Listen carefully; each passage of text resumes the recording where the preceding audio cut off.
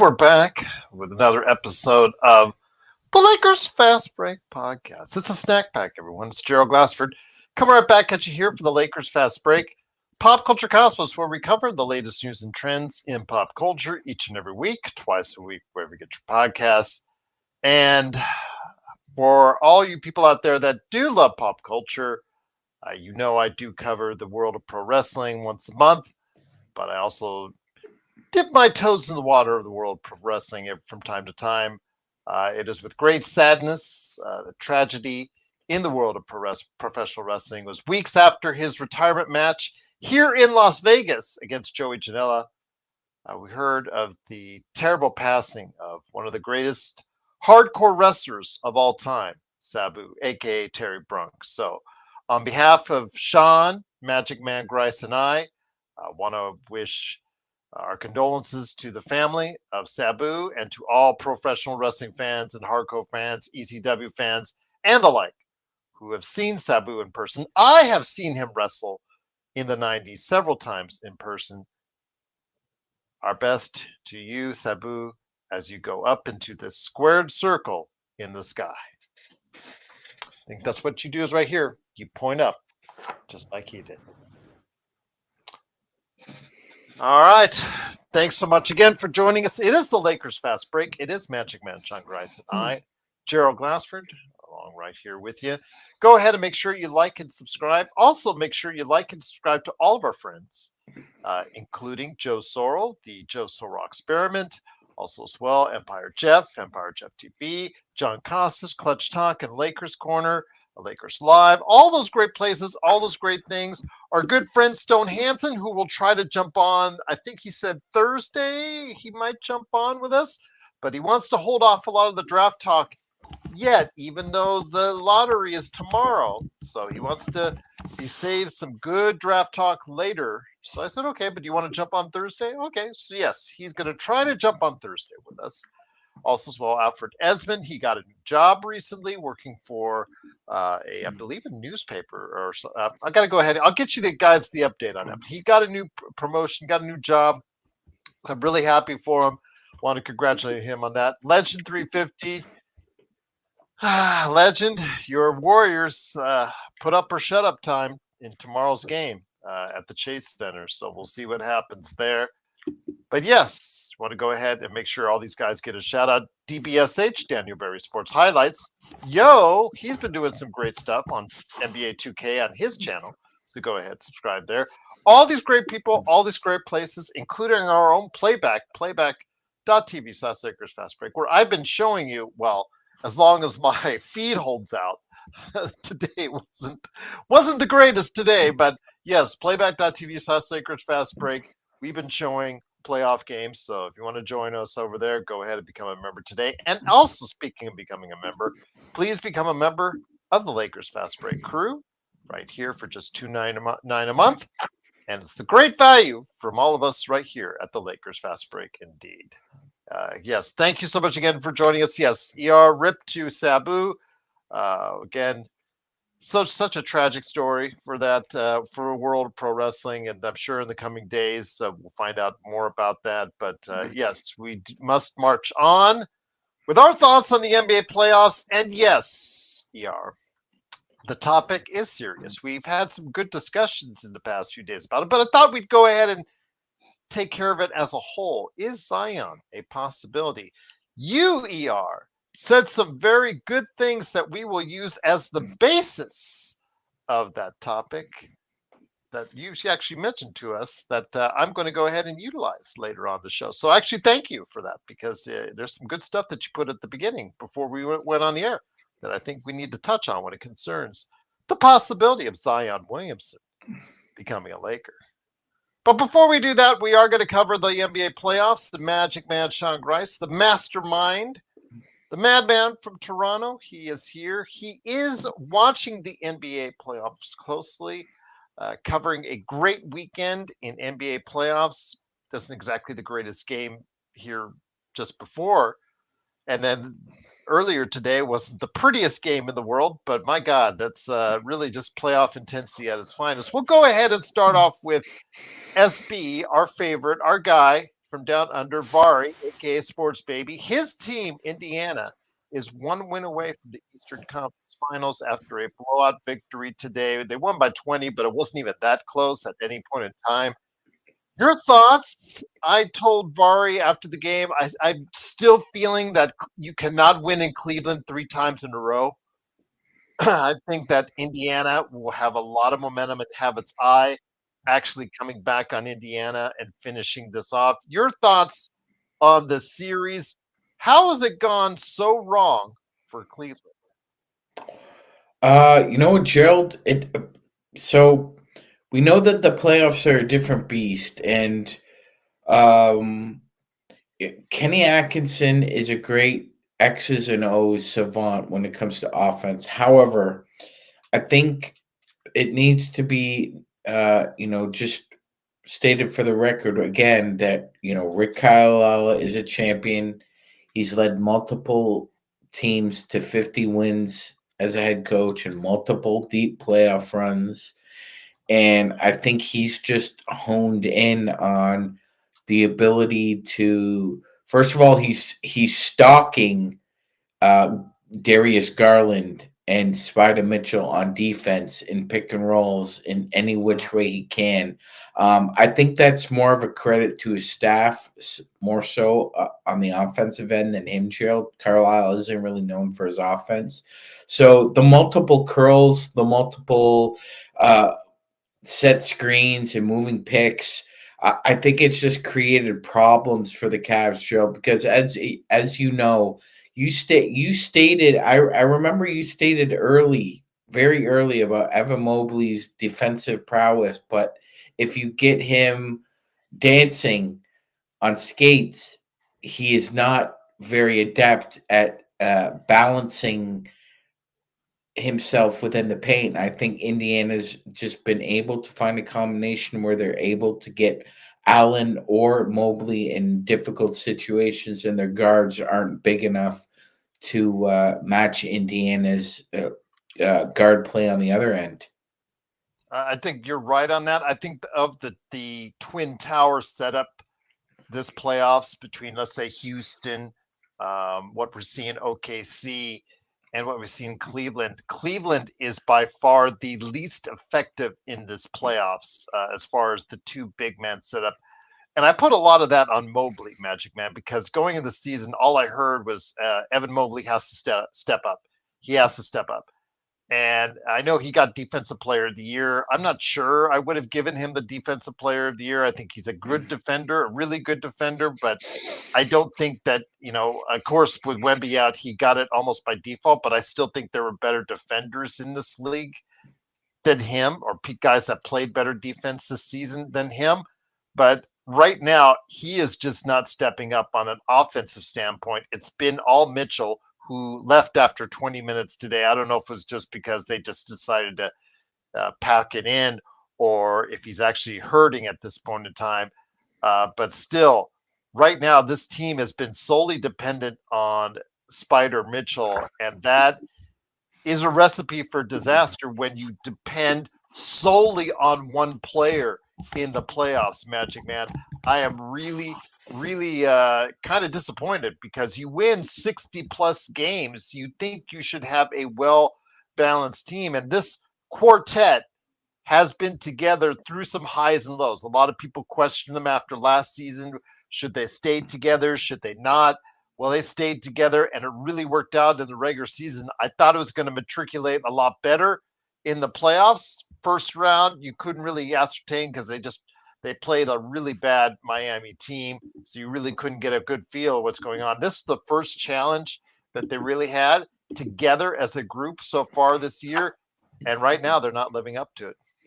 They are not living up to it at all, Gerald. And I must say, for the record, that was the softest ejection I've ever seen in NBA Yeah. history. That Benedict Mathurin gets thrown out of the game for that. That was SOFT, Gerald, as Yes, I Kobe, agree with you. as Kobe would call Dwight SOFT. I can't. In the I just playoffs, you don't want to throw people out unless absolutely necessary, and I don't think it was absolutely necessary. I don't think it necessitated that either, Gerald. But again, kind of a rallying cry there. I mean, the Indiana had already come out with a purpose and a focus, and I just felt that after that, Gerald, I thought Cleveland just derailed. They're kind of coming apart at the seams. You mentioned that earlier in a previous podcast. They're just that regular season team. It's not necessarily going to translate into a focused juggernaut in a playoff. As we saw from the Lakers, right there, just as case example number one. But yes, those times where you have those ejections, where you have those really tense moments, we've seen before how one team really gets boosted by that, and from there, Indiana already had a lead right there, but they just used that as momentum, as juice, and the home crowd fed off of it. That entire team fed off it, and you know what? Indiana still has and to their credit, they have a I don't they really, I guess you could say they have a deep team. They have Mhm. 9 players that are really effective on this roster that you can utilize in playoff situations. And even with Matherin out, they showed that today, that especially in that first half, how they can really go ahead and still set the tone, even with a guy like Ben Matherin out of the lineup. Absolutely, Gerald. It just seems that when somebody gets hurt on that roster in the playoffs, it just seems that somebody else steps up. If it's not Andrew Nemhard, it's Aaron Nesmith, or it's happens to be, if he's healthy, Isaiah Jackson or Obi Toppin. I mean, Gerald, can we still believe that the New York Knicks give up Obi Toppin for 2 second-round picks? Well, I I know that mean, Vari was talking about that today because he forgot where he came from, and I said, "Yeah, from the Knicks." And I just Obi Toppin, you just wonder why he can't put it all together and become a starter in this league because it just seems like he is so well put together on so many facets of his game. He can defend a little bit, although he still stays too upright for many people's mhm. determination. He's athletic. He's especially good on the move. He can shoot from the outside. Can rebound. He can do a lot of things. And he is just a luxury right now for Indiana. Yes, he's got a nice fat contract, but coming off the bench, that's a nice luxury to have if you're Indiana. 100%. I'm not sure if that's going to continue to be the case, Jared. Like you said, I think he's polished enough to be a starter in this league. But if you get this Obi Toppin coming off the bench, I mean that's you're talking, 6 man of the year candidate kind of play here, Gerald. So I really, really like this Indiana team's depth. I know a lot of people are skeptical of it, but I think it's coming together. I mean, we both really like the Ben Shepherd draft as well, but it seems that in Indiana system, especially with Carlisle, it's not sink or swim. They want you to dip your toes in the water and see how far you can go out without being needed additional coaching, which I think is the best approach to have in this league with a young team like that.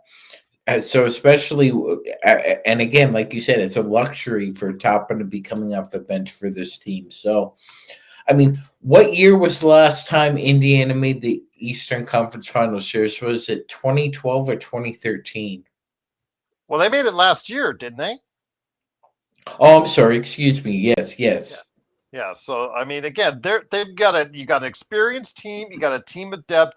The only key for them, as I noted to Vari earlier in the series, was you got to go ahead and push the pace if you're Indiana. Indiana is best on the move, and as long as they're keeping the pace high and not relegated to just the half court, they keep their options open. But also here today, good man indeed. In fact, for everybody out there, for all the mothers out there, happy Mother's Day. with all the talk of Sabu, we didn't get a chance to go ahead and say Happy Mother's Day to you out there. Here's Happy a guy Mother's Day. absolutely. Here's a guy who often gets called a mother, as I've used that joke every year, but it always sounds good when I do. It is, of course, the man behind Simblades, SimbladesWithAY.com, and I'm expecting an insult my way here any second. It is Joe Soro. Joe, good to have you here. 3 decisive victories for Indiana. They go back to Cleveland up 3-1. I think Indiana's got this, but I don't think they'll win 3 in a row in Cleveland. I think they've got it waiting for them back here at Indiana. It's their series to lose. They're the first team to have really big, a lot of control over their series, and Indiana's looked good in doing it, Joe.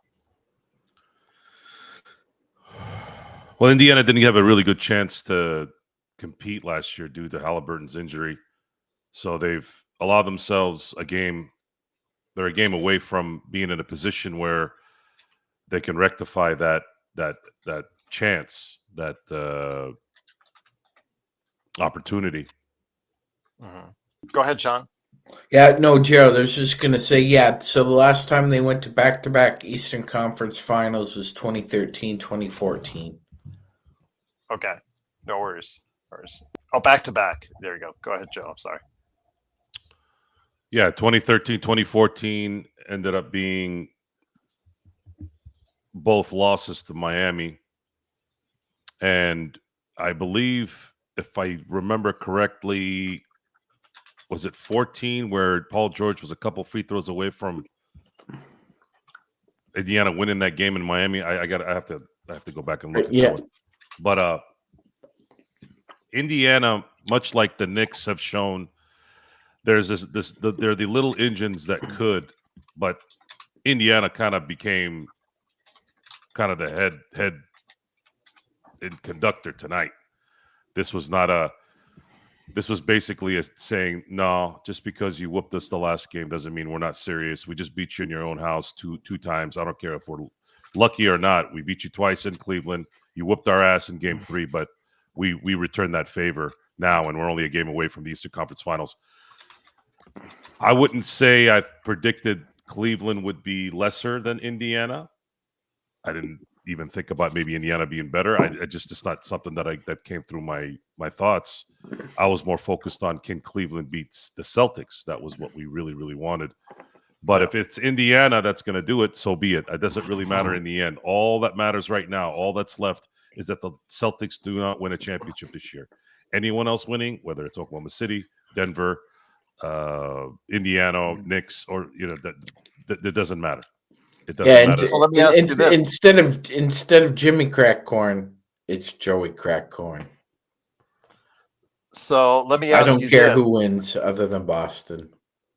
Boston looked pretty good on Saturday in their return to form as far as from the Beyond the Arc. MSG, that crowd, man, they really got deflated early.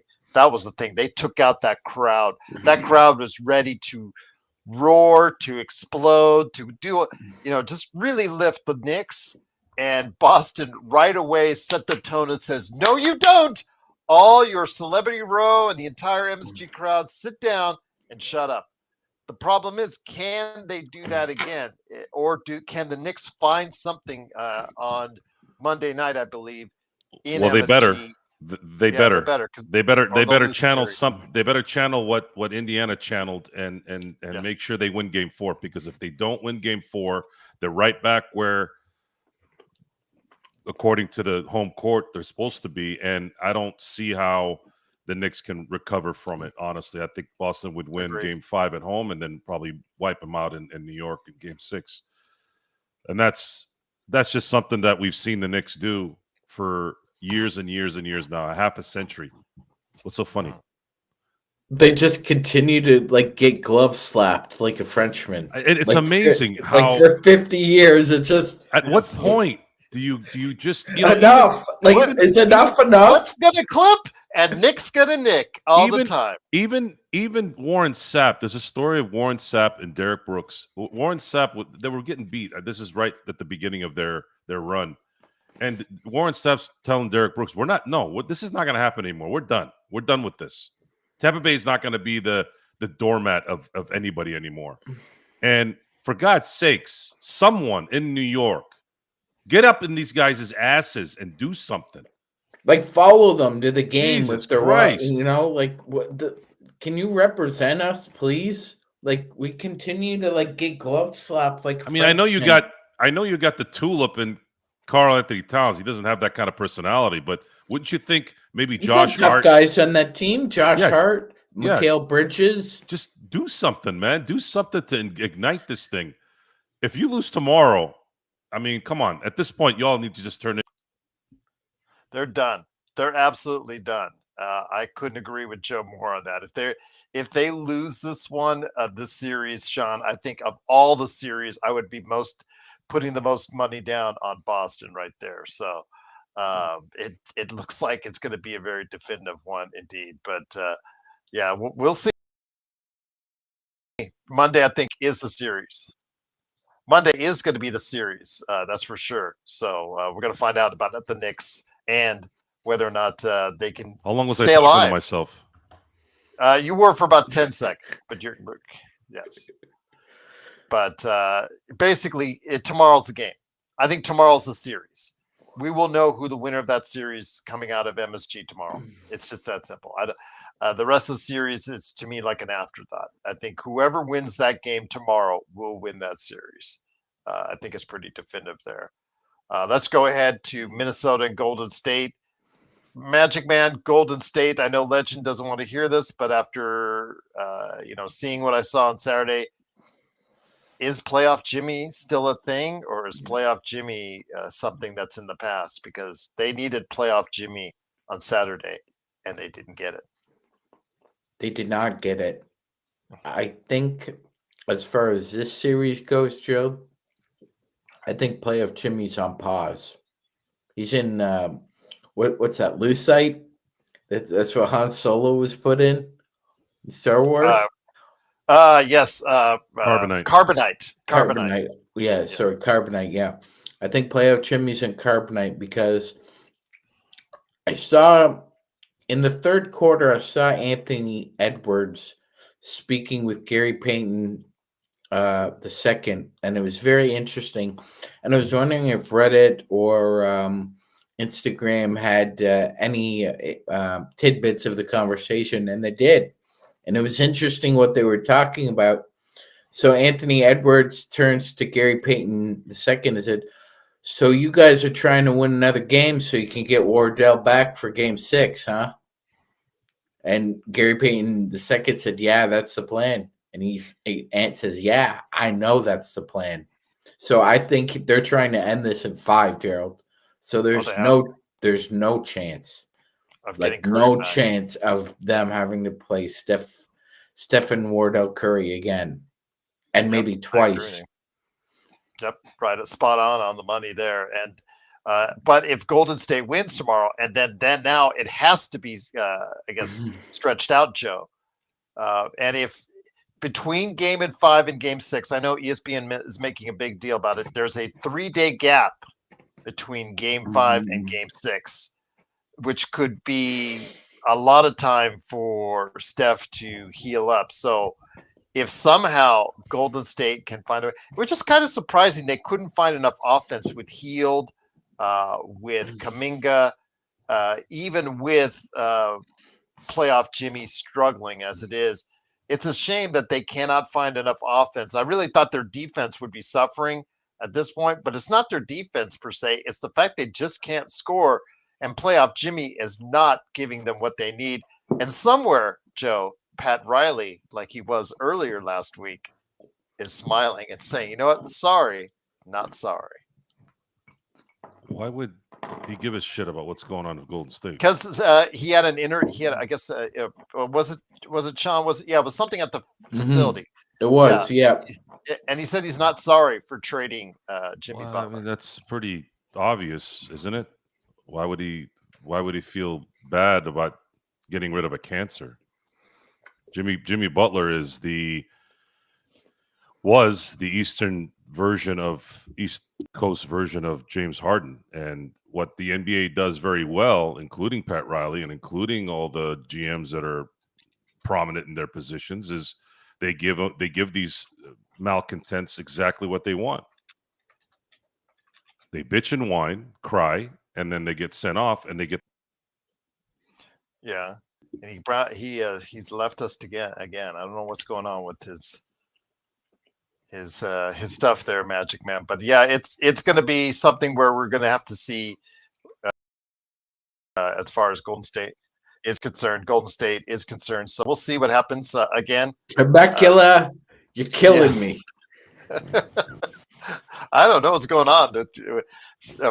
My router in the past few days now it's Joe's. I know it's so weird how that happens, but there he goes again. There he goes again. Oh my gosh! So we're going to be browned out here in a second. So I do apologize for that.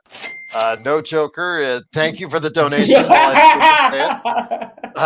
Yes, No Joker says I disconnected Joe's internet. Based on that, again, it is Golden State against Minnesota. Tomorrow is Game 4. If Golden State does not win it, I think you could pretty much wrap that up for Minnesota. Nick T says, is he using net zero? That's funny. That could be a possibility indeed. Raphael says LMAO, so we'll find out exactly what's going on. Hopefully Joe will join us back. But thank you so much for the super chat. Truly appreciate it. No Joker. Getting back to the finishing off that conversation before we get to the really spicy series. Yes, really spicy series in Denver and OKC. Fix your internet, you bum. Well, I'm going to do that tomorrow for mine. But no, you're not a bum, though. Well, my router has been a bum as of late. It's holding together for now, but we'll see what happens. Minnesota and I don't know. Minnesota's they have not been shooting well, and they are still up 2-1 in this series. And you know what? Even with a gimpy ankle for Edwards, they're finding enough to get by. And right now, I don't see how that at this point Minnesota will find its way out at this point. I think they are destined to move on. Sorry, Legend. I'm hoping I'm proven wrong, but at this point, if Golden State does not win tomorrow, they are done for this series. Yeah, I mean, Gerald, they do have a solid 8-man rotation. You've got Naz Reid, DiVincenzo, and Nickeil Alexander-Walker off the bench. So you do have a solid 8-man rotation. I don't think Golden State's top 8 is as balanced as that. You have a mix of athleticism, defense, shooting. It's complementary, the skills out there, especially with Reed and Alexander Walker. But like you said, Gerald, they're not shooting efficiently, but they're just doing enough because they have just a little bit more depth than Golden State to have a lead in this series. And man, if you win 2 at the Chase Center, yeah, I think it's a wrap, Gerald. It's a wrap. Going back to Minnesota. Absolutely. But the last series I want to cover before we get to today's topic, that's a slugfest, Joe. You called it 90s basketball earlier with Denver and OKC. OKC gutting it out for the victory. They did something that they don't used to or not used to normally, and that's those. I know you were questioning what is a clutch game.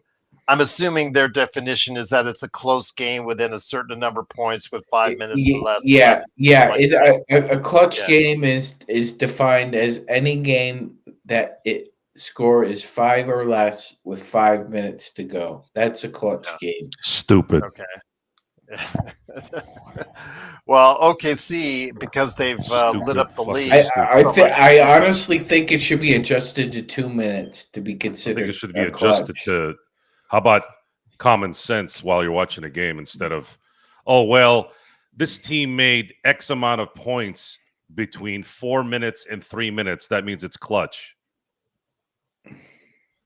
How about a last second shot that goes in? How about that?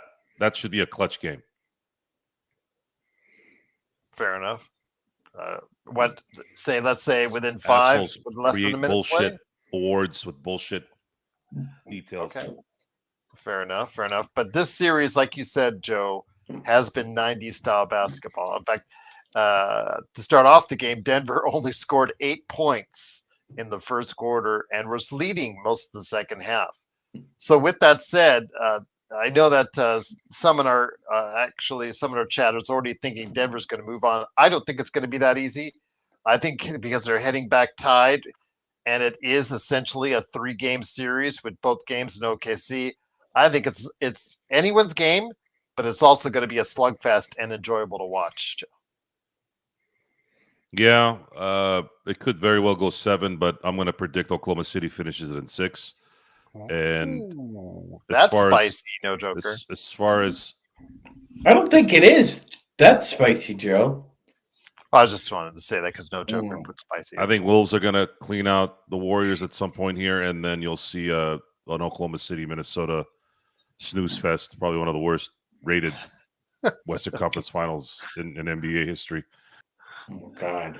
Okay, and he's gone. That zero internet, Joe. It's letting you down. But at least he got to finish his actual what he was talking about. So, with that, Magic Man, your thoughts on this? Do you think it'll go 6? I think it's going 7. I think it's going 7, and I agree with Good Joe. It won't be the two marquee cities in this equation, Minnesota and OKC, will not be the most fascinating to watch. If it's going to be for basketball lovers series, it will not be for the casual audience at heart. But your thoughts on the rest of the series, Magic Man? Gerald, have you ever traveled through Minnesota? No, I haven't had the pleasure. Joe? Boring as you know what. Okay. It's same thing with Oklahoma City. Just blink at downtown Minneapolis or downtown Oklahoma City, and you might miss the one stoplight. Yeah. Oh my gosh, that would have been like the Indiana Spurs final that we never got. This Minnesota OKC Western Conference final. You might get a 0.5 on the ratings, Gerald. You might get 500,000 people watching that series, and I'm sure a quarter of that is 18 to 34-year-olds who are sleeping after a large pizza. So, like Joe said, that would be a snooze fest. So we're going to see. I would say it's not that spicy of a take that Joe said it would end in 6 with OKC, because this was Joker's third inefficient game in a row. He shot They have 7. really done a number on him. Yeah. He shot 7 of 22, and he only had 3 assists. So I'm not sure if it's a combination of, just like you said, Gerald, just the heavy load, and also OKC just being able to be physical and weigh him down over 48 minutes. But I think OKC is going to finish them off in 6 as well. There you go. All right. But Joe, if OKC does finish it off, I think a lot of credit has to go to their defense. Not just the fact that I think both 7-footers have really done a good job of guarding Jokic and making his life very difficult. But the fact is, they've also been able to play really well against Murray, too. The other guys, the Browns, the Gordons, have really done well in their own right. But that's, I think, the key to the series, Magic Man, was to how effectively can you guard their top 2 players? And I think OKC has done about as good a job as I've seen anyone. Absolutely, Gerald. I agree 100%. They've done a really good job of being as much nightmare fuel as you can have with the Joker. Be physical with them, trying to match his length, especially at the rim. When he fronts, you know which way he's likely going to ask somebody to rotate over. They've done a really good job of hedging, so I applaud them. And sports baby, I have driven through that shithole of a state, Indiana. I had to pay about $14 worth of tolls to drive through that shit. They've got the worst roads in the United States, and I just can't stand being in that state for longer than 5 seconds now. I couldn't imagine living there. So let me ask you this, Joe. Again, the reason why Denver has been in this situation where they're at 2-2 heading back to OKC is the fact that the other guys, Brown and Gordon, have been able to step up. How much more effort can they get from them? How much more consistency can they rely on them? Because the way that OKC has been defending both Jokic and Murray, I've never seen a better job done on both simultaneously in a series. I mean, the Lakers played Murray really well last year, but couldn't had fits with Jokic. And the Clippers, they guarded Jokic really well in the series, but Murray had moments where he went off. So tell me, my friend, is the other guys on Denver are the ones that reasons why they're still in the series. Do you think that will continue? Well, the difference between the Lakers guarded Jokic as good as they ever had this season. Especially I was talking about in that playoffs last especially the first game that Luka played against them. They were fronting him, they were backing him, they were sideways, upwards, downwards. They were all over him. And Oklahoma City has the horses to do that and do it in a 48-minute game where they don't lose juice. Lakers were doing that at the beginning when after they acquired Luka, but for some reason started losing the energy. Oklahoma has the energy. Oklahoma has the enough depth to do it. And no matter how good you are, doesn't matter how good you are, if somebody's in your face nonstop, it's going to be that much more difficult to get your shot off. And I'll give you an example. The Portland Trailblazers in 2000 against Shaq, several series with the Spurs with Shaq, where, I mean, Shaq still did amazing work against those teams and those lineups, but there were instances where Shaq kind of was neutralized because he just didn't have any room. It wasn't anything other than that. It wasn't anything where he got shut down, or it's just there wasn't enough room to get him the ball in his spots. There wasn't enough room for him to get any kind of extension away so that he can actually get a shot off, right?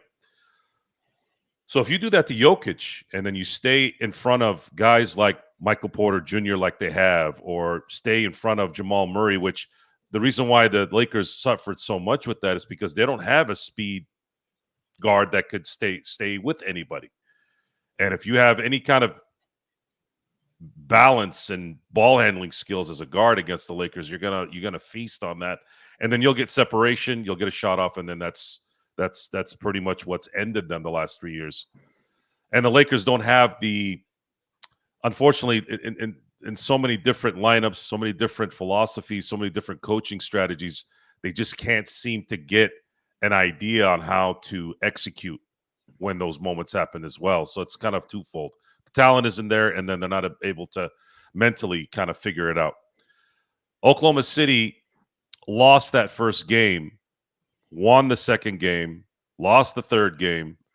But tonight's game was like, all right, look, we're going to get home court back. If it goes 7, it goes 7. We'll clean it up in our crib.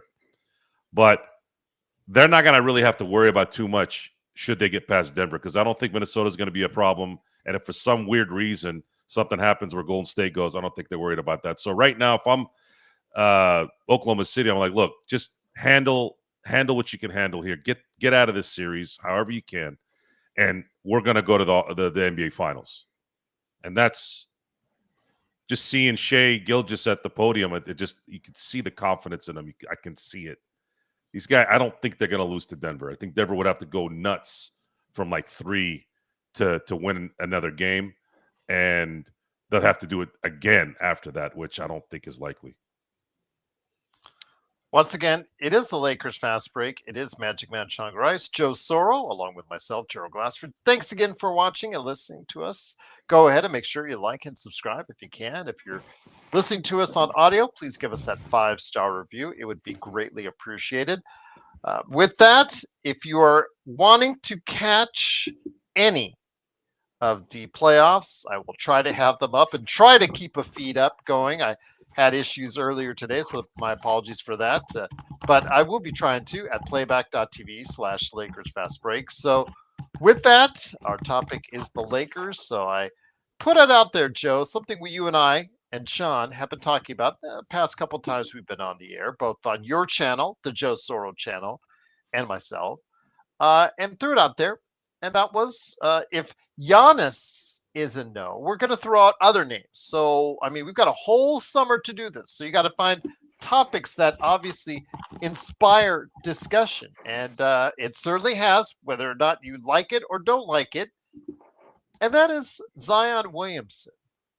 And I want to touch on first, Joe, what ER said is reflective of what a lot of people in the chat were saying, obviously, is that their disdain for this is like, no way, not a chance. ER said, is this a serious topic? You have to be kidding me.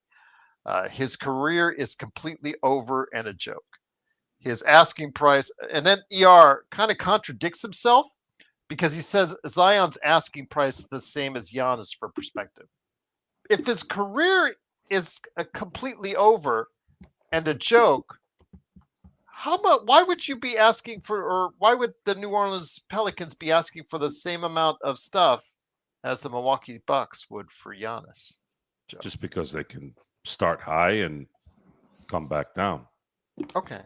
No But one. realistically, I don't believe anyone's going to give much for Zion Williamson. Could Zion which brings Williamson? me to my point. Yeah, could Zion Williamson be the next Chauncey Billups? Chauncey Billups' first 4 years of his career, they were marking him as a bust.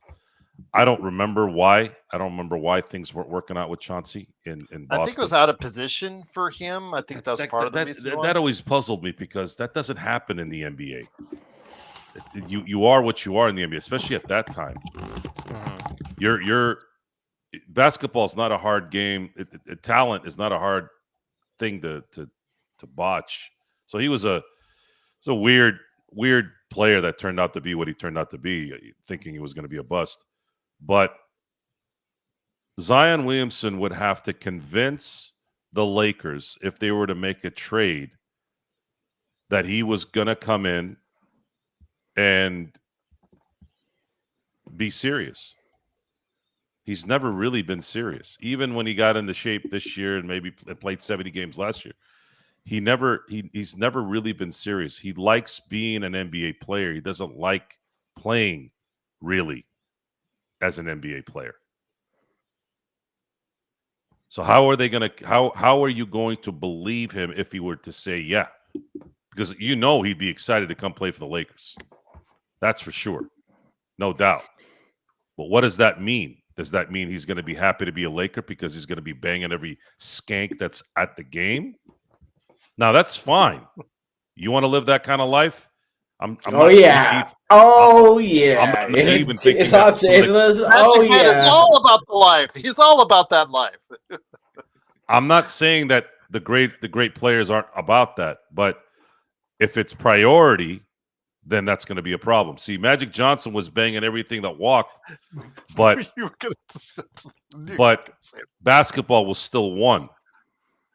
That's right. That's right. He didn't do drugs because basketball was won. He didn't go out and do things that would. He had a natural high on life. Yes. He didn't go out and jeopardize any chance of missing the next day's practice. He killed himself in practice and did great in the games. If he's not going to do that, then there's no point in having him on there, even though he could help, especially if you have him, LeBron, and Luka at least for 1 year. My concern right now, more than anything, beyond the talent evaluation, beyond talent coming in, is I need to see the Lakers organization commit to the next phase. And the only way that happens is if LeBron is finishing his last season under his control in 2026. If there's an extension this summer, then it's going to be a problem. That extension is at 1+1 again. Gerald, we need that old Yeller theme. Whenever the 1-for-1 comes up, I want that old Yeller theme to play for Joe. I'm not disagreeing with back, Joe, Yeller. but I'm not convinced that the Lakers will adhere to those wishes of Joe. I have to be proven on that. I have to see it to believe it. But man, let's say this: what we came up with on our. I'm trying to understand something. And what would be the benefit of going after Luka, doing what you did, only to add another year to a team that won't compete for a title? Do they think that they can get a third star in here that would make a difference? That would be the only way. But how? How are you going to do that with penny pinching Jeannie, because she's not a billionaire? And how are you going to do that and field a coherent team that has some depth? You don't even have depth now. What's going to happen when you have a third star that's making $30 million, $40 million? These are all things that are in the current reality. It doesn't make sense. It doesn't make sense to extend what will be a 41-year-old man who has already shown that he cannot finish games, regular season or playoffs.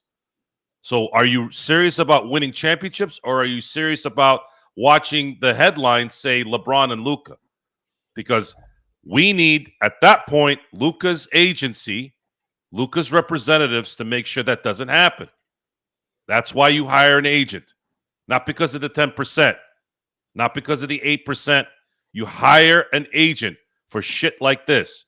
If I'm Luka's agent, I'm making sure that they are dedicated to winning, because the only thing Luka needs right now is a team to win. He's done everything except win an MVP, but that's going to come anyways.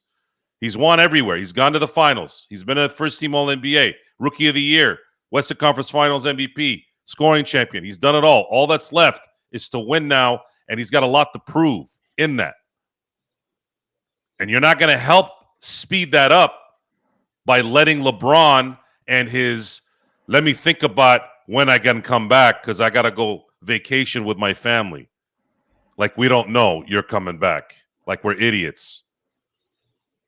But his comments the other day on how he ripped on his teammates outside of Luka, it's just him and Luka, and then he kind of ripped on his teammates. That was what did I tell you about the Titanic? I want you guys to have that branded in your brains. LeBron James, if he was on the Titanic, would have gotten onto a boat before women and children. That's who he is. It's the best description I can put of LeBron James. Remember that. LeBron James is and will always be about himself. Now, we're taught in society to watch out for your own back, do things for yourself, blah, blah, blah, blah, blah. Well, maybe you should have played tennis then, because you can't do that in team sports. Even Kobe, as difficult as he was, he still handled business with those guys. He still was able to figure things out with guys that didn't like him. I mean, he won 3 championships with a guy that he despised. Because at the end of the day, it's about winning.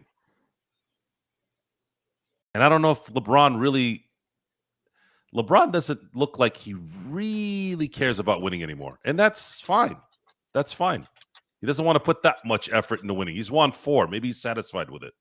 But for fans like myself who care only about winning, no matter what era, no matter who's playing, it's never going to sit well with me.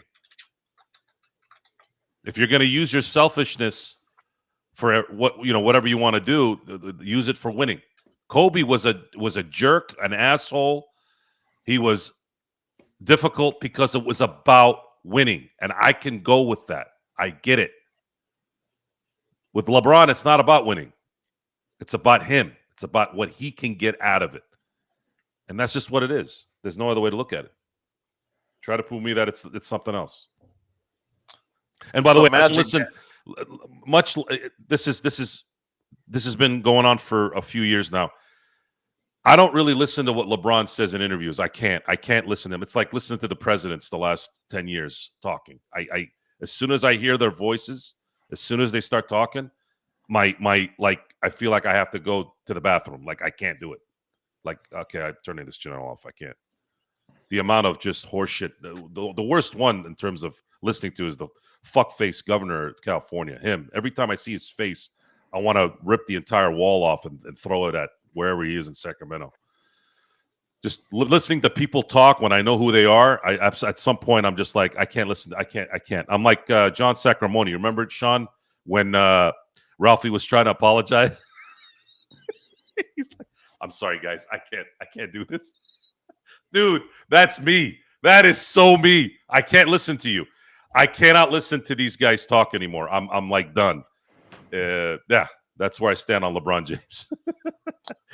So Magic Man, one of the things that we talked about on the Joe Soro channel, please like and subscribe, was a proposed deal because we were talking. Okay, let's just say the conversation happened because you said let's start this off with Herb Jones, and I said that's obviously a great starting point. If he could ever find consistently something on offense, he is a absolutely elite defender.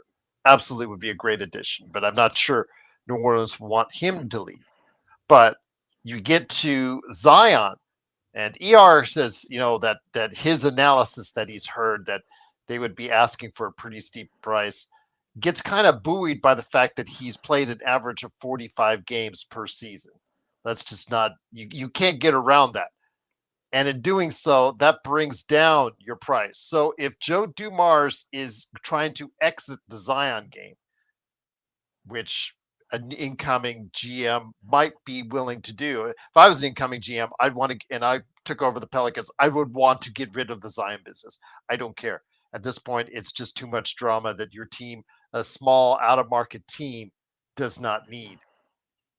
You need to look at what assets that you can bring back. And one thing we discussed was if it works out where you can trade, was it four expiring contracts in 2026, 4 from the Lakers, and you would get back a deal which would bring back Zion, Yves Missy, a young big man who obviously would be very attractive for us, and Nick T's favorite guy. I did this for Nick T. I worked it out in the salary cap for the Nick T is Kelly Olynyk. Just for Nick T, I did that. But the catch is, and Joe didn't like this part of it, you would have to put in to make the money work one Dalton Connect.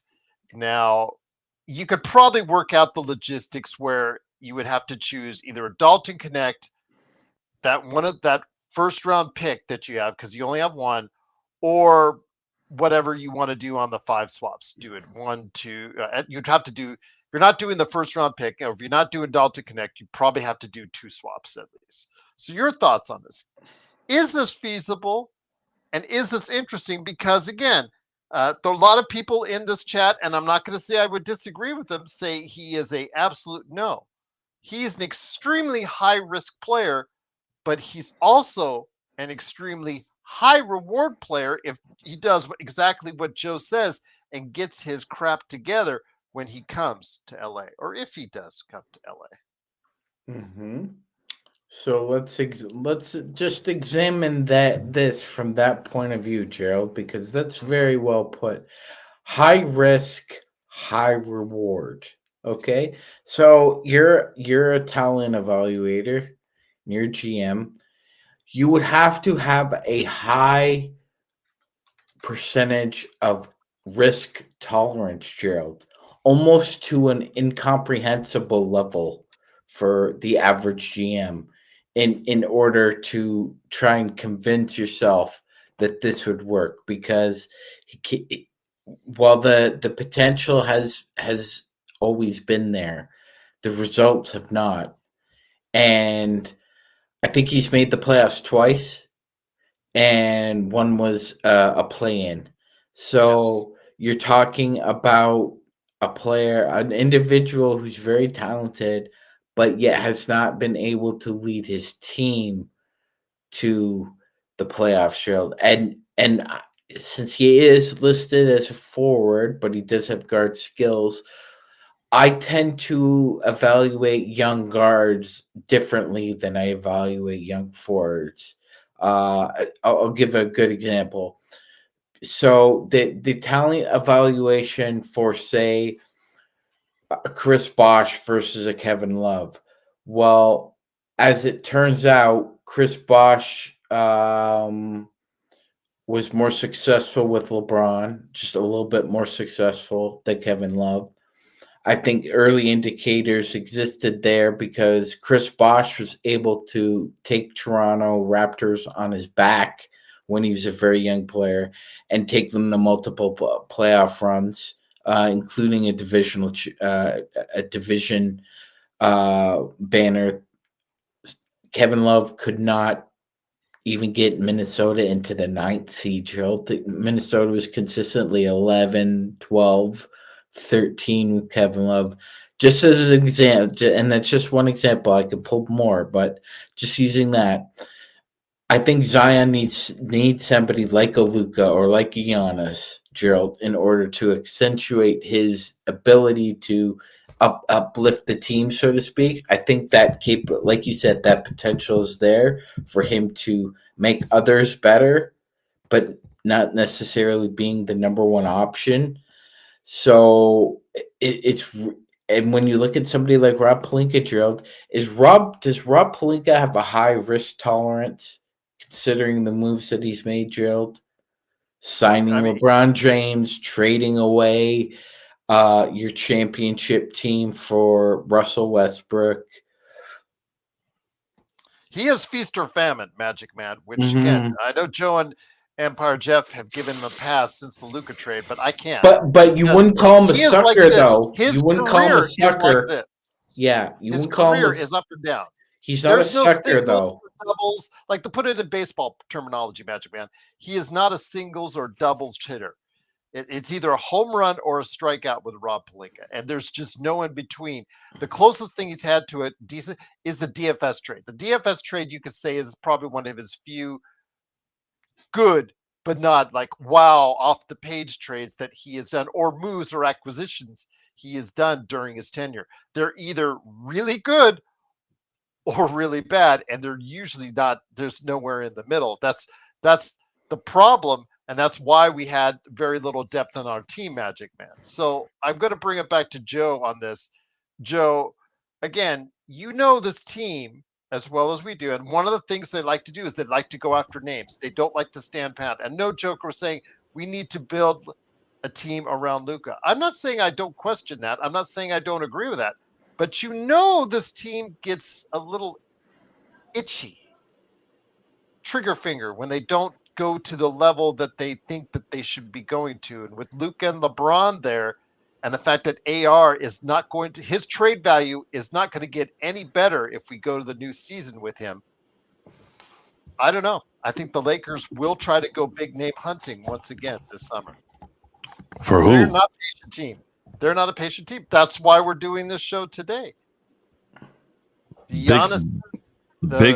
Zion, Yeah, the big game is you have to make a decision on, are you going to do that for 1 year until LeBron retires and then build from there? Okay, I'll get it if you want to do one last hurrah, but you got to make sure you got to get the right guy. I You have agree. to, yeah, you have to get the right guy, and you have to make sure you don't put yourself in a position where you're going to be paying someone who's too busy eating Cheetos and drinking soda all day and focused on other things than basketball beyond 2028. Yeah, it's I'm telling you guys, man, we have to wait. I got to see the decision they make on LeBron. That is first and foremost to me. If I see that they're not committing to LeBron beyond 2026, I feel very comfortable at that point that they're focused on building with Luka only. And if they want to risk something with a a Zion to see if they can make one last run. Okay, I'd be willing to roll with that. What else are they going to do? I don't see Giannis saying, I want to go to LA. He could, but I don't see it right now. Who else out there is going to want to demand a trade to LA where LA can throw something there that would make sense for the opposing team? I don't know. I don't know who else is a star that would want to leave at the moment. And Well, see, that's the thing. we're not really getting a lot of those. Usually the guys that are demanding things are guys like James Harden and Jimmy Butler, and I don't want any of those kind of guys on the Lakers. Those guys are scumbags. Both, playoff Jimmy, congratulations, you made it to the finals a couple times, but you're a dirtbag. If you had stuck around in certain areas, you probably would have won a championship by now. But you're too infatuated with your own life, your own way of doing things. So that's the thing, though. Go ahead, Magic Man. Well, no, I was just gonna say, Joe, don't sleep on the Toronto. I said this earlier, and I'm gonna stand by it because I just keep hearing whispers. Don't be surprised if a contender from the West calls up the Raptors and gets Scotty Barnes. That might be more as far as an asking price than I think Zion Williamson, because again, Zion Williamson, he does 45 games a year. It's just right there. You can't get around it. And if you're trying to negotiate for it, or if you're trying to build your team around it, again, if you're Joe Dumars, you have to either think, you have to, okay, I've got this guy, I'm going to trade, but I can't get as much assets I think he's worth because he's 45 games a year. Oh, wait, I'm going to go ahead and try and build a team around him. Oh, but I don't know if I should do that because he only played an average of 45 games a year. So you're stuck in a little bit of conundrum. You either sell him on the down low as far as the value for him, or you keep him and risk ruining your team for the next 3 to 5 years. Because again, you're basing it on a guy that's playing 45 games a year. So again, the philosophy for Joe Dumars might be just at some point, you know what? I want to get out of the Zion business. And if he does that, we could see that, because this summer, Magic Man, it's going to be an interesting summer. Most of the moves, most of the transactions, the major transactions for names has to come via trade, because only one team, the Brooklyn Nets, have some real hard logistical cap space. And Brooklyn, I don't think they are going to go into a win now mode after the season that they had. Next year, several teams, including the Lakers, will have freed up cap space, which means there's going to be a big time in free agent frenzy and a lot of movement there for sure. But it may lessen your chance to get a higher quality player or a big name athlete then, because a lot of teams will have a lot of assets and money to move around next year as opposed to this year. And I know Bloodhound said we don't have enough assets for expiring contracts and 2-3 swaps, or maybe a first. I've seen worse, Magic Man. I've seen worse. I've seen worse too, Joe. And at some point, Rob Pelinka needs to sit Jeannie Buss down and kind of explain it in a simple, graphical way, Joe, because we're all, I think most of us are visual learners, and I would just point out a graph. Here is Luka's prime. And here is the current salary cap right now.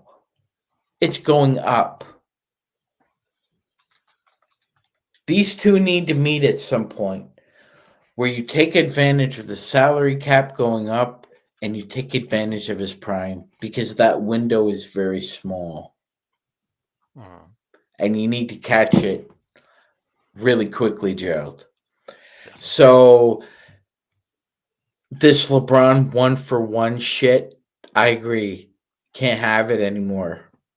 It just there's too much delay in decision making with his constant numbskullery, diva-esque Well, I'll sign it when after midnight when I put the glass slipper on.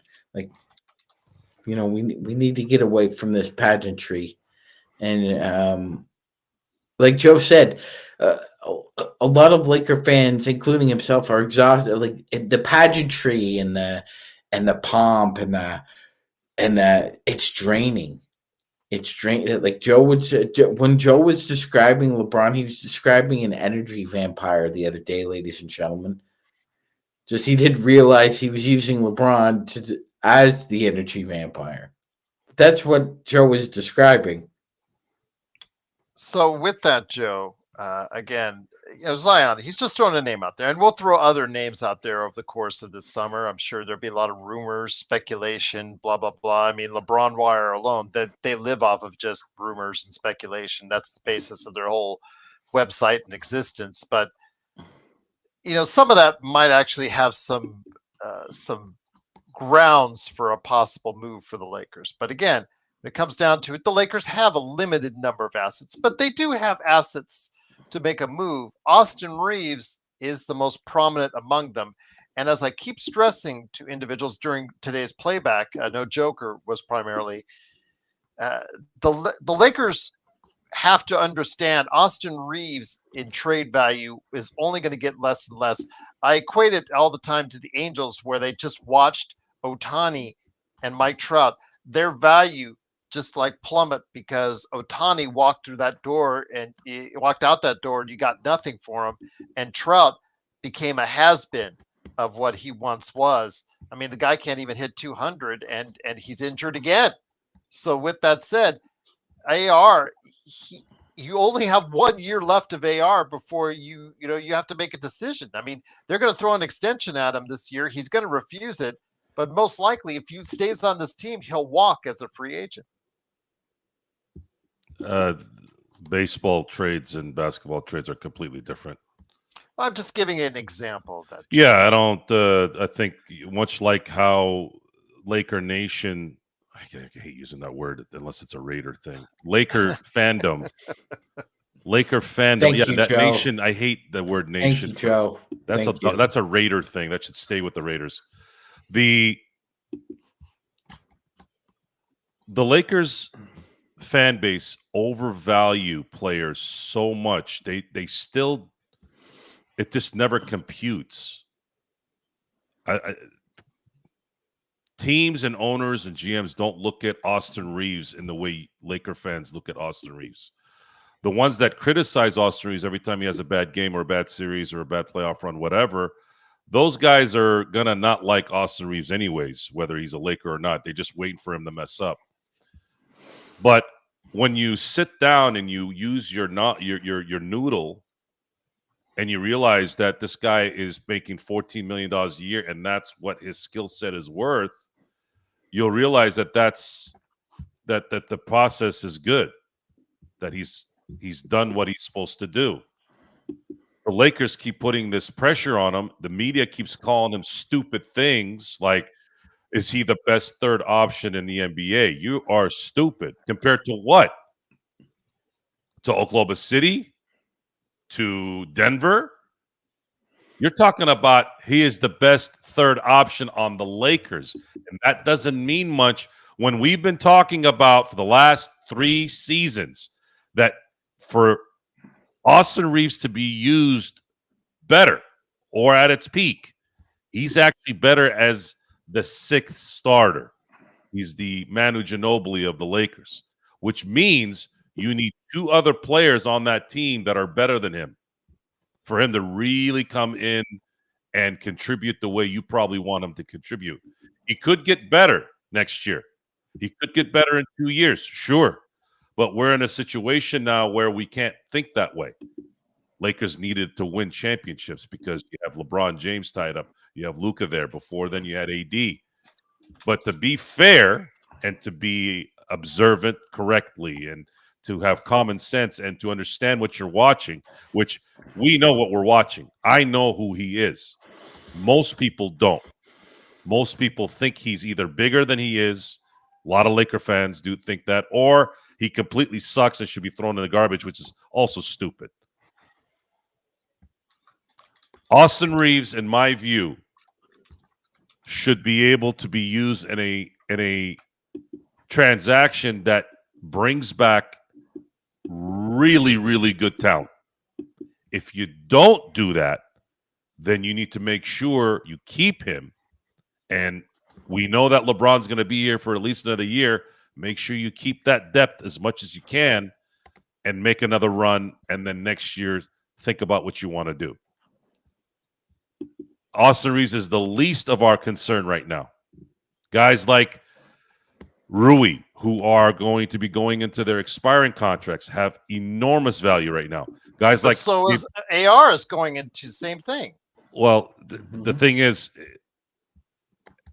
the Lakers are going to want to keep him versus thinking about keeping someone like Rui. In what way they're going to want to keep him is going to be something we're going to have to see. I don't know how So that's what if going he to play averages? So what if he out. It averages? has nothing to do with what he. I don't care if he averages 30 a game. If he averages 30 a game in the regular season, doesn't matter. He can't play in the playoffs as the third star. I'm not disagreeing with you. I'm not disagreeing with you all, but I'm just to understand the NBA is to understand the fact that if he averages Magic Man another 25-5 season like he did this season, he's going to want a lot of cashola next summer when he becomes a free agent. Oh yeah, he's gonna want a lot of that cheddar, Gerald.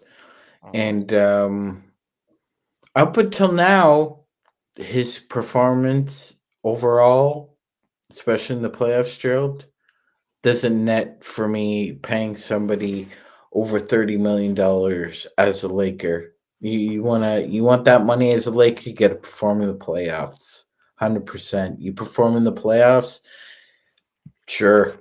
I mean, you earned it, every cent. But he hasn't earned that as far as I'm concerned. And like Joe said, if you're going to trade him, it has to be for something tangible value, because that's what he is. Well, and by the way, Gerald, I know, like you and Joe were saying, the perception of him is one thing.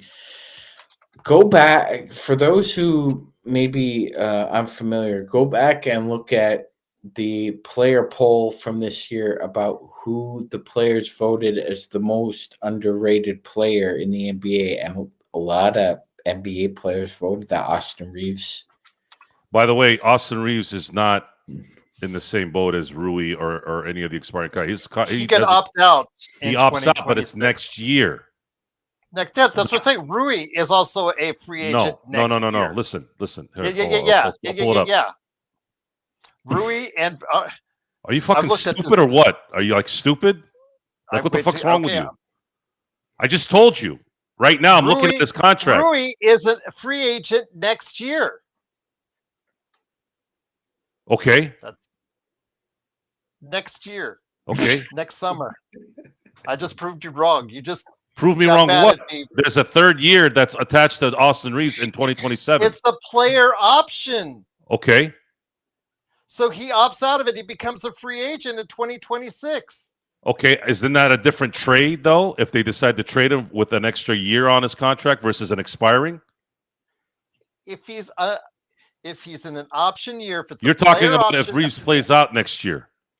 But what about this year? What about this summer? We're not talking about this. If this summer you trade that's what Joe was saying, though. This summer, you need to trade him this summer. That's what I've been saying. That's what he said.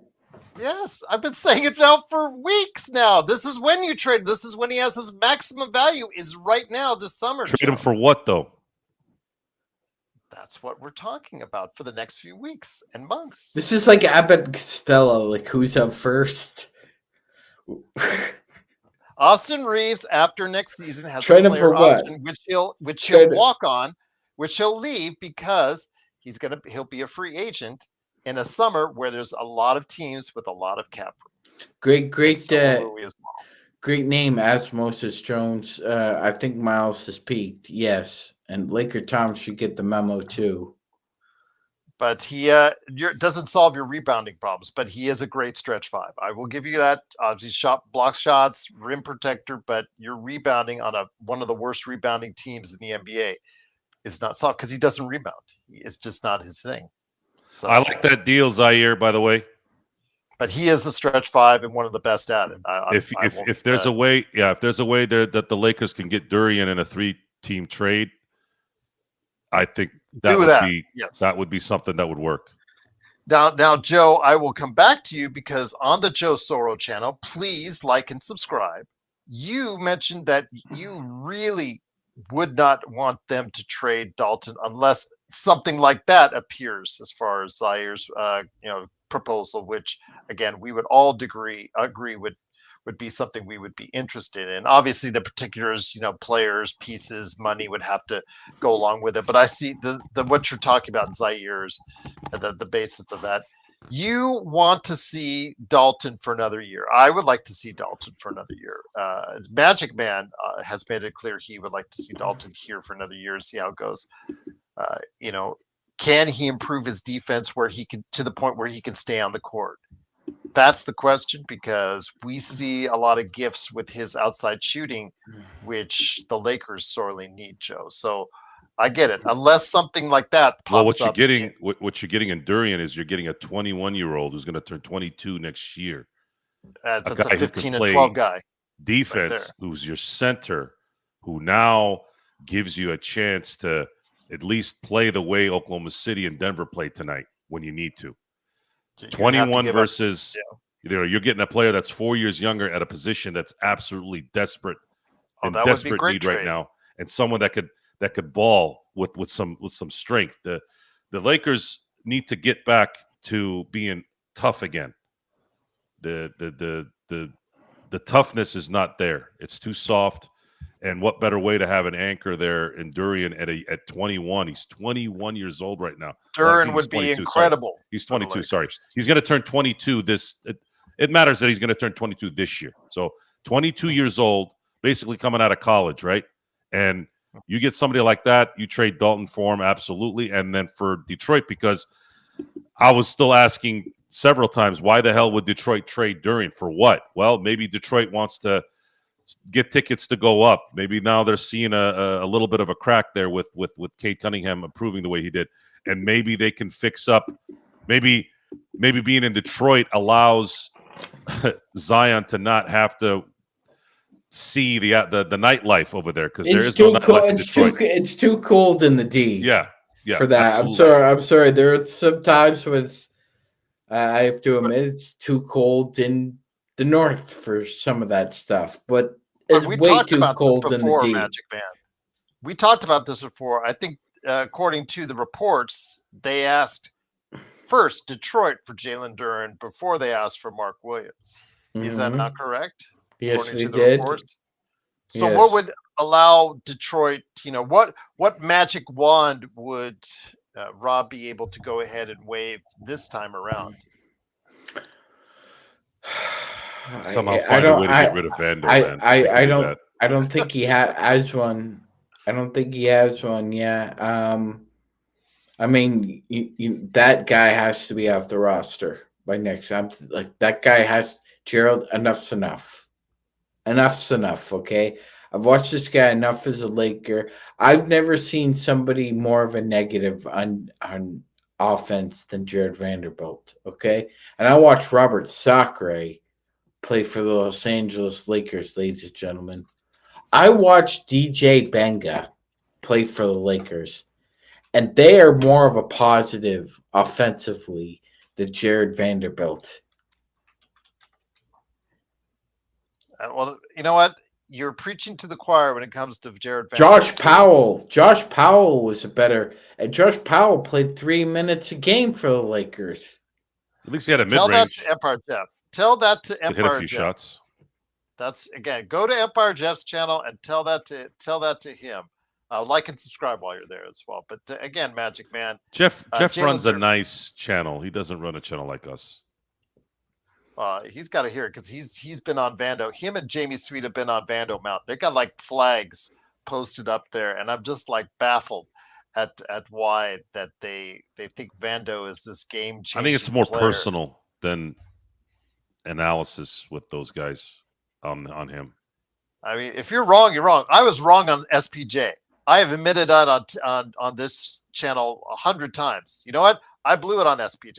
I did not think he was going to be an NBA player, but he's turned out he's going to get a fat paycheck. Well, it's like because I think he's dying, a free dying. agent It's a Gerald, but it's like dying on the Derek character vine with Jared Vanderbilt. Admit you're wrong. Just admit you're. How many times does you have to drop the ball out of bounds before you admit you're wrong? Or what was the other guy? Oh, he looks like Trevor Ariza, so he's gonna play like Trevor Ariza. Devin Eubanks, that was it.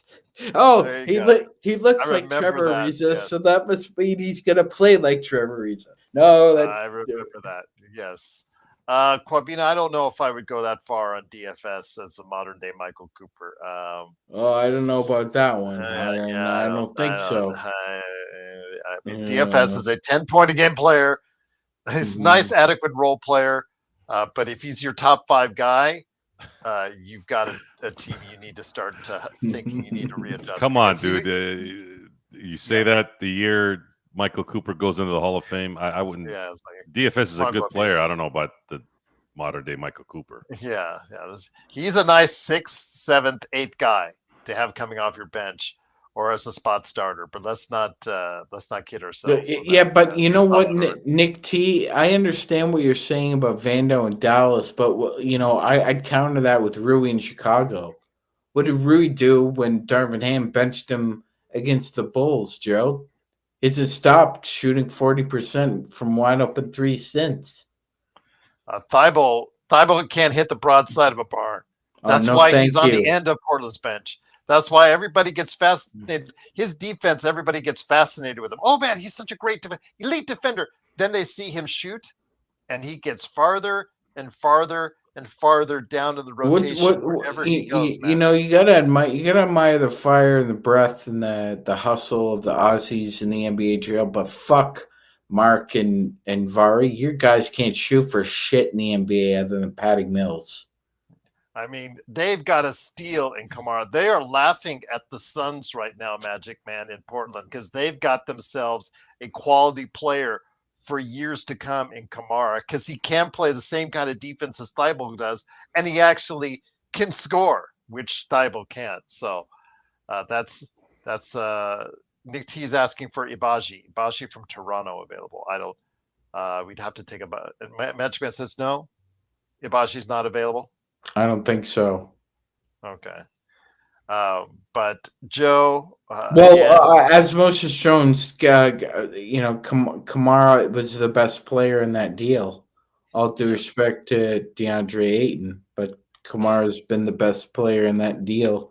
And by the way, it must really be a problem for the Lakers, though. Yeah, Gerald, it must really piss Matt Ishbia off that you traded valuable assets for Yusuf Nurkic, and then you traded Nurkic for valuable assets, and I still didn't end up with jack crap at the end of the year. And that's why James Jones is sitting at home right now, alone, sadly, as an wondering advisor. what could have been as a Phoenix Suns GM. And by the way, he's not alone. There have been a lot of them. Brian Colangelo, Jerry Colangelo. What worries me, though, Magic Man, is that he has a salary similar in structure to one Zion Williamson. They make right around the same amount of money. What worries me is that the Lakers could get desperate enough to be interested in someone like Ayton. I would rather take the chance on Zion as far as the upside on him before I'd go DeAndre Ayton. Yeah, can we bring Brian Big Country Reeves out of retirement? I'd rather play him at center than DeAndre Ayton. Joe, again, the center position is going to be something the Lakers are going to make a priority in this offseason. I mean, basically, Rob, in his infinite wisdom, already just showed out all his cards. He said, we're going to go find, a wing player and a center. Okay, yeah, there you go. Just I understand everybody knows what they need, but why do you have to tell everybody what they need? It just, okay, it is what it is. But going into the summer, the Lakers do have some holes they need to shore up, and in doing so, I am convinced that this team will try to go big name hunting. I don't know if they'll succeed, but this team will try to go big name hunting because I'm hoping, Joe, like you, that'll be the final year of LeBron and Luka, but they'll go big name hunting because it is the final year, we hope, of LeBron and Luka. Well, if that's the case, then they really can't. Not enough money, not enough assets. Oh, I just gave you a proposal earlier that did work under their finances, but then you'd have you have no depth. Are you going to just go with 3 guys and 12 minimum players? How'd that work out for Phoenix this year?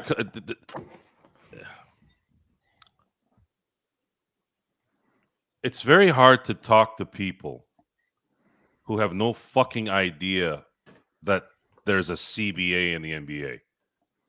Oh, let's just go get this guy. How? You do know that you have to match contracts, right? You do know that Genie is not a gazillionaire. How? I want to know how.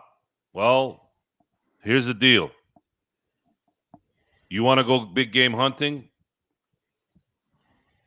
You're going to have to basically say, we're going to go with 3 or 4 guys and try to win a championship next year. Okay, fine.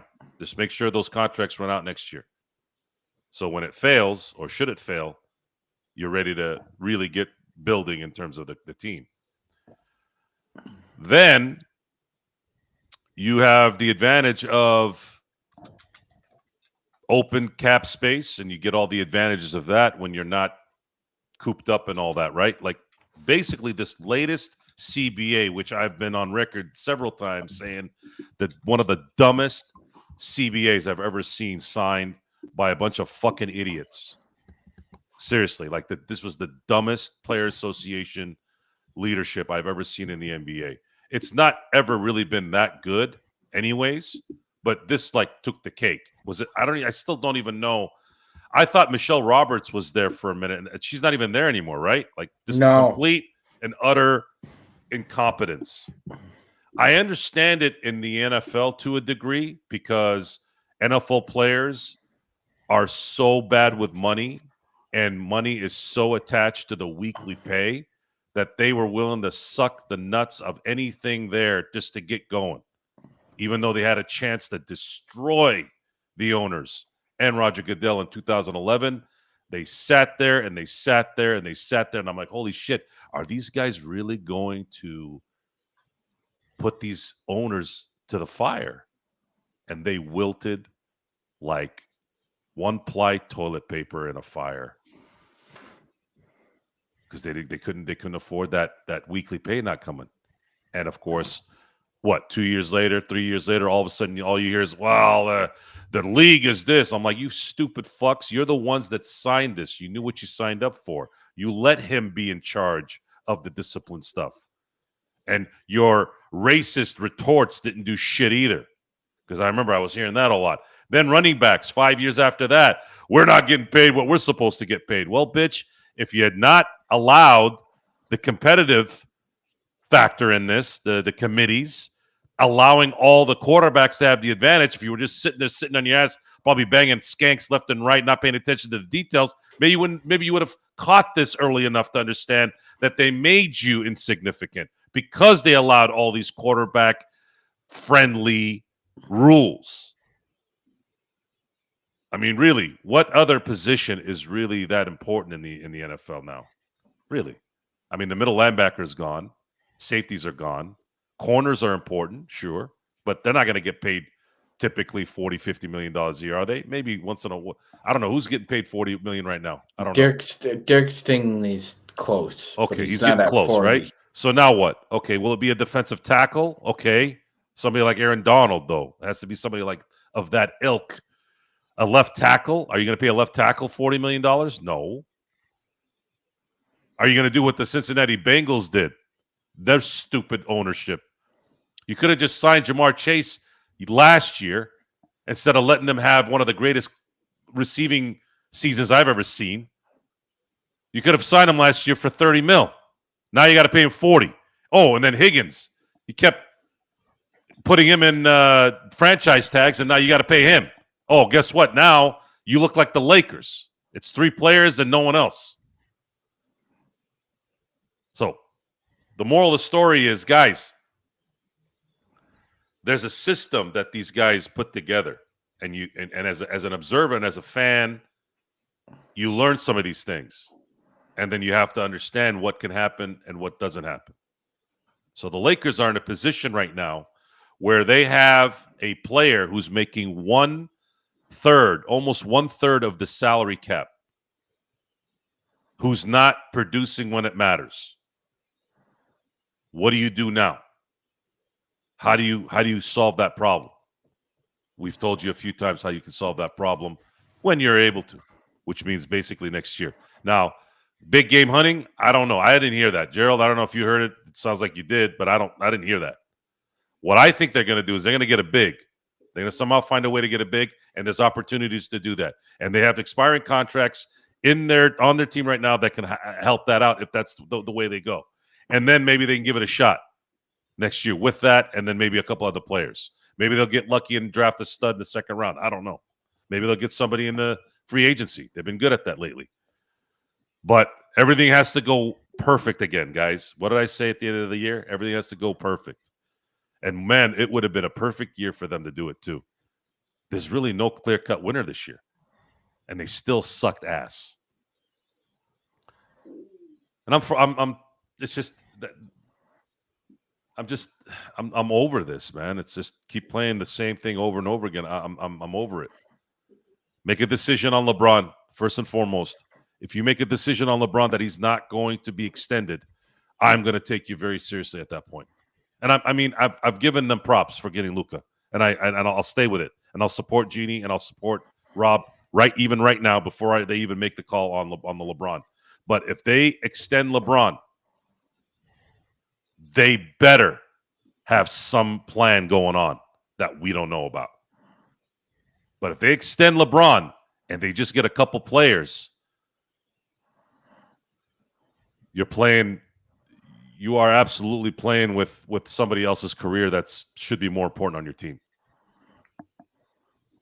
So with that, Magic Man, before we head out, again, we were talking options for the Lakers, whether they're big name or a smaller name throughout the summer, because, again, let the speculation begin, because it wouldn't be the Lakers without a lot of speculation. I'm sorry, I got to say this. Joker mentioned something. So Joker's talking about he's a lifelong Cowboys fan. And he says, I can't say you haven't been even begun to feel being bent over yet. So even though it's not my team, this is life right here in a nutshell. It's a microcosm of life. You look at somebody like Jerry Jones, who has been successful in his life, right? He has been successful in business. He has been successful with the Cowboys, right? He's won 3 Super Bowls. He was a big part of that. But look what's happened since 1995. And I say 95 because that was the season. They won in 96 in terms of the calendar, the last Super Bowl, the last NFC Championship appearance. But look what that man has done to the Cowboys because of his insecurities and his inadequacies. His inability to comprehend his deficiencies. It's 30 years. And guess what? What have Cowboy fans continued to do in that time? They've continued to get on their knees, suck the balls, and complain afterwards. Over and over and over again. At what point are you going to get off your knees and stop going to Cowboy Stadium? You're never going to do it. Much like how we've talked about the Lakers. We're stuck here. We're part of the problem. But where we got kind of pigeonholed a little bit, at least for me, is I love being on the show. I love our crowd. If it wasn't for the boys in Australia, I would not be here. As much as I love Gerald, as much as I love Sean, it was actually the Australian guys that kept me coming back. last year when I got pissed off about the Bronny thing. But that was a once in a situation thing. If something really stupid happened again, where they go on and wait for his other son to come, then that's it. Then it's game over at that point. There's no one in any country that can bring me back on that. And it's been teetering, right? It's been teetering little by little because it's a time waster at this point. You can't continue to do what Cowboy fans have done for 30 years. You guys keep complaining about the Cowboys and Jerry Jones, yet you keep buying his merch. You keep going and watching his games. At least with the Lakers, when Jeannie and Rob have pissed us off, at least they brought us a championship. And when things were going really bad during the middle of Kobe's prime, at least at some point they figured it out. Mitch went and got Paul Gasol. He went and got Trevor Ariza. He went and got Artest when they really needed him. They still were there. With Jerry Jones, he hasn't done shit for you guys for 30 fucking years. Not one conference title game. Imagine that. All those resources. The highest ranked franchise on the planet in terms of their worth. There's only 16 teams in that conference. You can't even get to one in 30 years.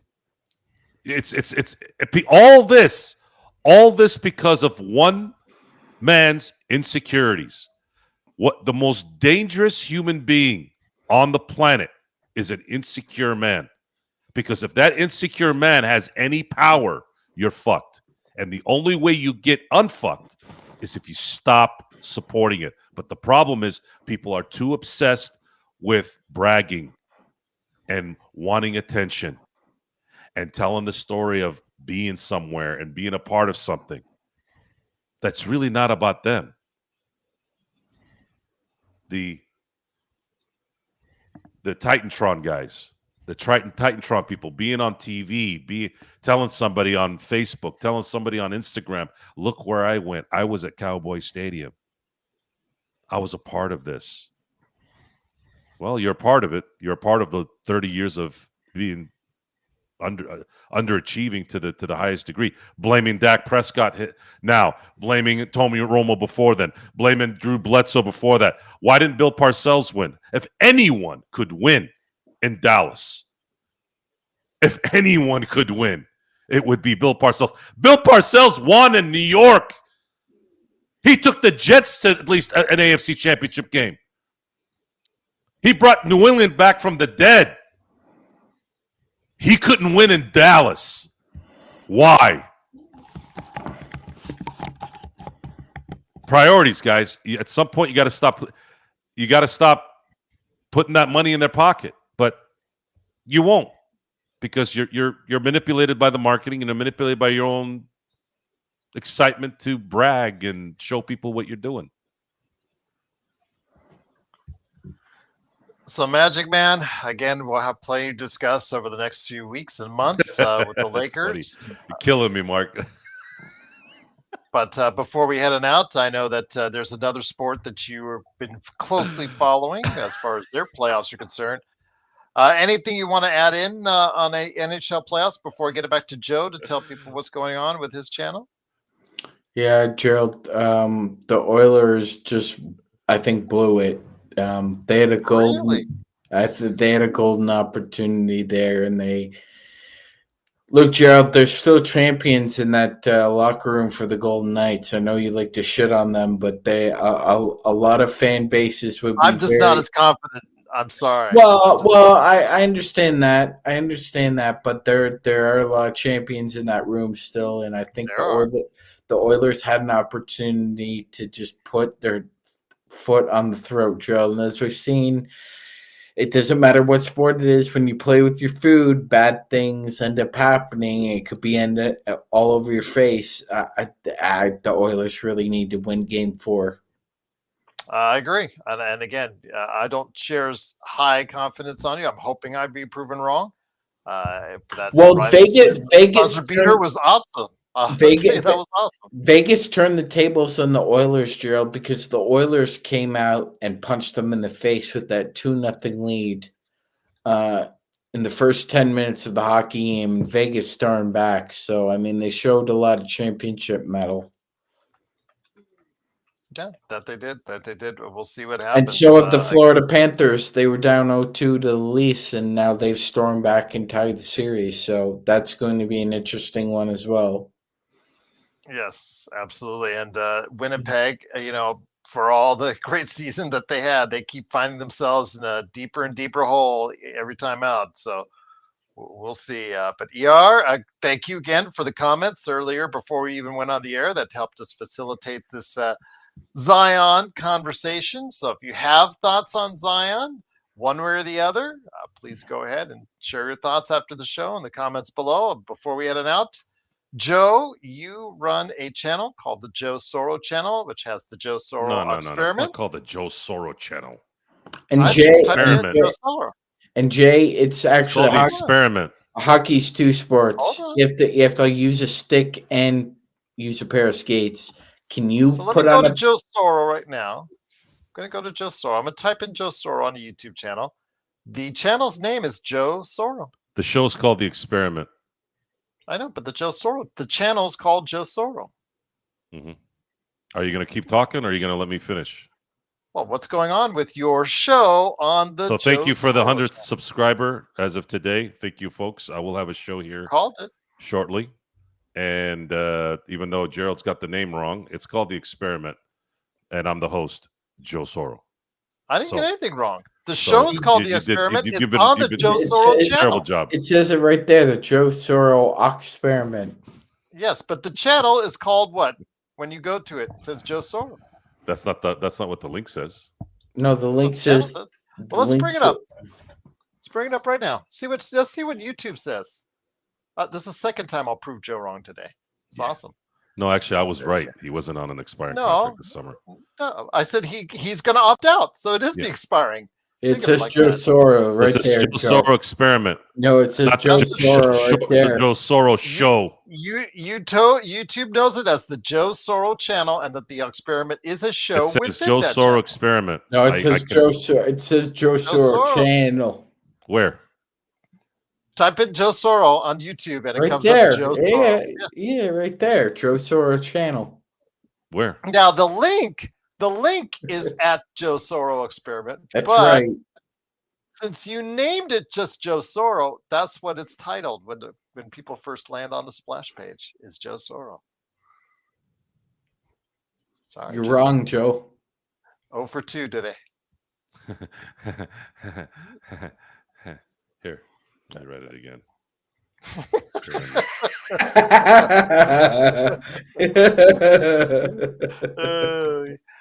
Breaking news: Rob is targeting Jaren Jackson Jr. No, Corbina, unfortunately, he's not, because Triple J is going to sign a fat max contract this offseason with Memphis, and there's no way anybody's going to want to touch that. No, not when he in one out of like every 5 games he averages more fouls than rebounds. Yes. Jaren Jackson Jr. Why would anybody think the Lakers are going to sign Jaren Jackson Jr.? I think Corbina was just kidding. I'm hoping he was just kidding. But yeah, he's due a contract as far as a fat contract. You mean like with an F or a PH? Any which way you want to slice it.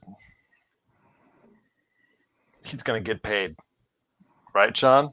Mm-hmm. He will, and he did qualify. He qualifies. What? He'll be like a third team All NBA. Yeah. He would qualify then. Yeah. Oh, you were kidding, Corbina. Okay, well, that's thank you. Why would you kid about something like that? That's not nice. No.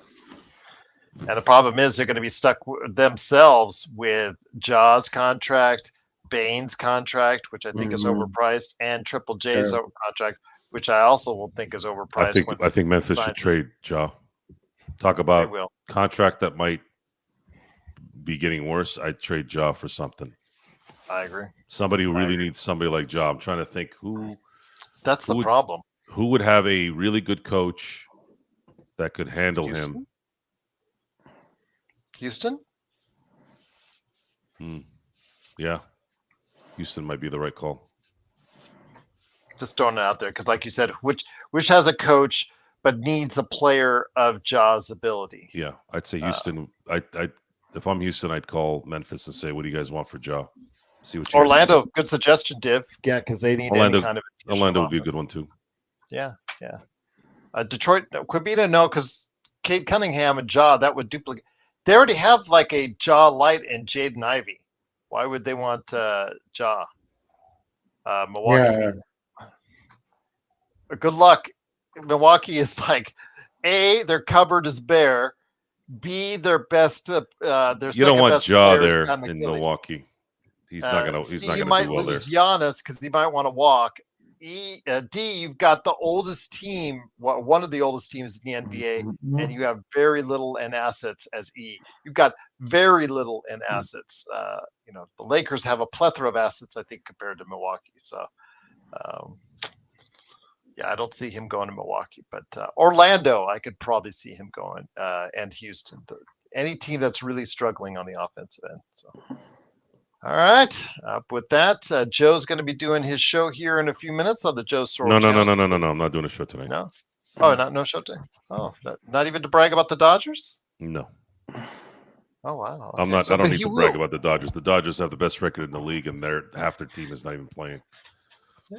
There you go. Absolutely. I'll be bragging about the Dodgers. Really, be bragging about the Dodgers when we start hitting October. Okay. And the relief pitching is kind of... Being honest, Joe, the relief pitching is kind of like, not been the greatest. I'll put that. The relief pitching. Well, they've kind of blown some leads as of late. Do you even watch baseball? Yes, I watch baseball. When did they blow a lead? I'm on your playback all the time, Joe. When did they blow a lead? Bari's on it more than you are, and it's named after you. I think your head is up your ass today. No, you're just mad because I called you out and got you on 2 occasions. I'm mad all the time anyways. It had nothing to do with you. No, he spanked your ass twice near you're blue about it. But he is right, Sean. He is mad all the time. So surprisingly, I get spanked when I had the right call on the contracts. You did not. No, you didn't. You're telling me that Austin he is doesn't have an leaving in 2026. DIDNOT. Joe Sorrell. No, you guys are just EID. He's got a player option. Unless he blows an Achilles, Joe. Unless he blows an Achilles, he is leaving in 26 as a free agent. Joe makes me want to vote Kamala Harris. There's no way I'll ever want you to think that way.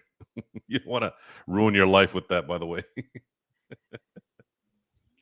And on that note, it is, of course, the Lakers Fast Break.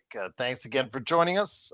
We'll be back here on Tuesday, trying to see if we can go ahead and do shows on a regular basis. Don't forget the lottery coming up tomorrow. Not like the Lakers have anything to do with it, but yeah, just be nice to watch indeed. Who will get Cooper Flag? Find out tomorrow. You know what? Actually, I'll put it on playback, Magic Man. We'll go ahead and see if we can catch it. Yeah, I'll put it on the playback.tv/Lakers Fast Break. Go from there. All right, everyone. Thanks for joining us. We'll see you on Tuesday here on this channel. And for everyone out there, thanks again for joining us. And for Sabu, rest in peace, my friend. Anybody know how he passed away? Not yet. Way to spoil the moment, Joe.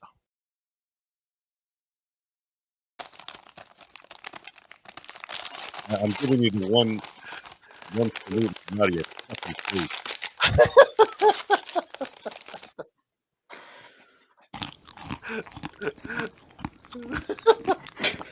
Here, stick this up your fucking up in the air ass.